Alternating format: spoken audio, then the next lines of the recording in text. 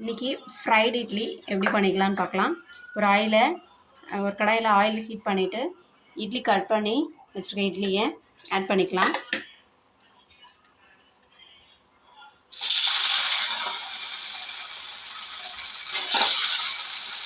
இப்போ இட்லியை ஃப்ரை பண்ணியாச்சு.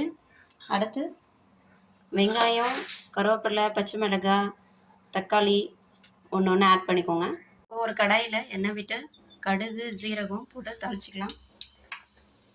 இப்போ கடுகு பொரிஞ்சிருச்சு. வெங்காயம், பச்சை மிளகாய், கருவேப்பிலை போட்டுக்கலாம்.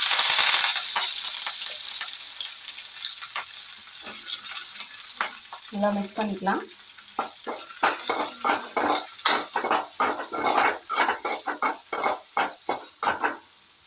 கொஞ்சம் நேரம் வேகட்டும்.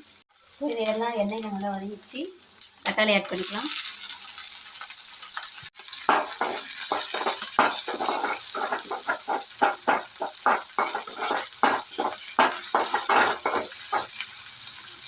லைட்டாக உப்பு ஆட் பண்ணிக்கலாம். மிக்ஸ் பண்ணிக்கலாம்.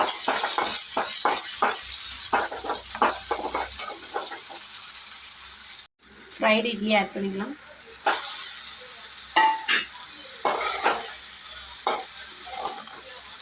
நல்லா மிக்ஸ் பண்ணிக்கலாம்.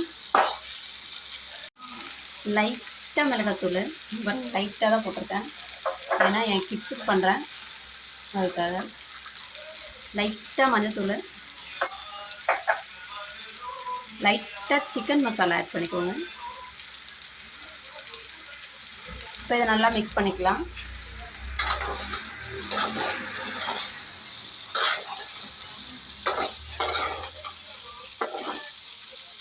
லைட்டாக உப்பு போட்டுக்கோங்க, ஏன்னா இட்லியில் உப்பு இருக்கும், ஆல்ரெடி மாவில் போட்டிருப்போம்.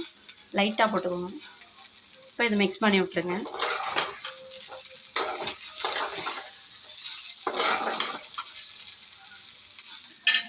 அவ்வளோதாங்க, இட்லி ஃப்ரை ரெடி ஆயிடுச்சு.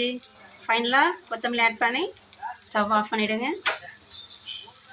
அவ்வளோதான், ஃபேண்டாஸ்டிக்கான இட்லி பொடி, இட்லி ஃப்ரைட் ரெசிபி